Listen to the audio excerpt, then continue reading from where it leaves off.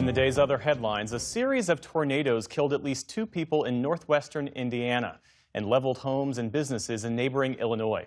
An elderly couple was killed when a tornado struck their home in Lake Village, Indiana.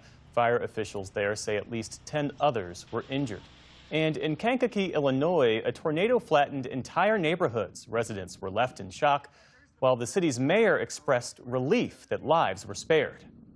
It was just devastation. It reminded me of the movie Twister. We're very fortunate that where the tornado did come through at the city of Kankakee was mostly our commercial and industrial area and not a heavy residential area, but it has suffered significant damage. That same weather system swamped roads and places in and around Grand Rapids, Michigan, and reportedly dropped hail the size of golf balls. And there's more bad weather ahead. Widespread storms with damaging winds will stretch from Houston, Texas, all the way through the mid-Atlantic and up to Philadelphia. The Department of Homeland Security reactivated its global entry program early this morning. The fast-track service for pre-approved travelers entering the U.S. was paused last month because of the partial government shutdown. A DHS spokesperson said the decision was intended to help alleviate the disruptions to travelers caused by the shutdown. A handful of U.S. airports have seen long security lines and delays lasting for hours in recent days amid a shortage of airport screeners. UK Prime Minister Keir Starmer was warned of the reputational risk in appointing Peter Mandelson as U.S. ambassador due to his ties to Jeffrey Epstein. That's according to documents released today by the British government. The 147-page report lays out Mandelson's ties to Epstein, as well as unrelated financial issues. Mandelson was arrested last month on suspicion of misconduct in public office. He denies any wrongdoing and has not been charged. Cabinet Minister Darren Jones said the government fell short in its due diligence of Mandelson and that Epstein's victims are their first priority.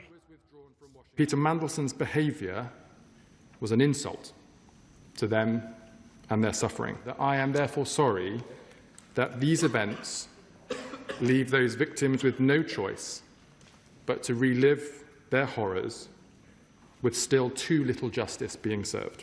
Meantime, in Washington, Epstein's longtime accountant, Richard Kahn, told lawmakers today that he was, in his words, not aware of the nature or extent of Epstein's abuse until after his death.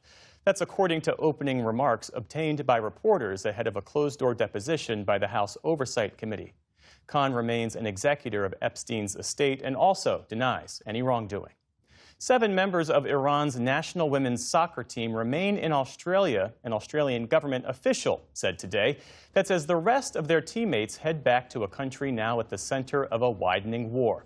The players had traveled to Australia for the Asian Women's Cup just before the war started. 6 of the women have accepted humanitarian visas that will allow them to remain in Australia for good. A 7th, who had initially sought asylum, has since decided to return to Iran.